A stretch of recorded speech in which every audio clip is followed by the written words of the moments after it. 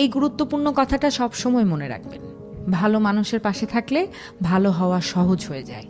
বদমেজাজি লোকের সাথে থাকলে মনে হবে রেগে যাওয়াটাই বাহাদুরি।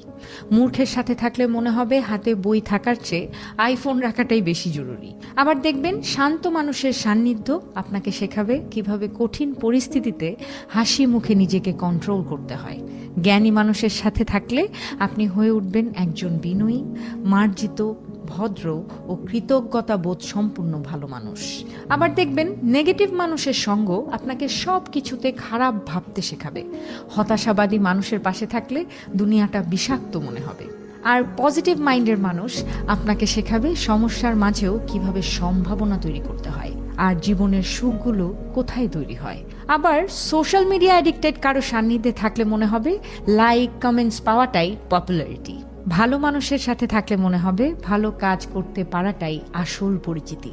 একজন মানুষ যতবার প্রার্থনা করে ততবার সে তার ভাগ্যকে বদলে ফেলে।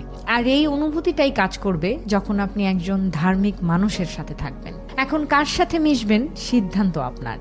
আপনার সিদ্ধান্তই আপনার ভবিষ্যৎ নির্ধারণ করবে।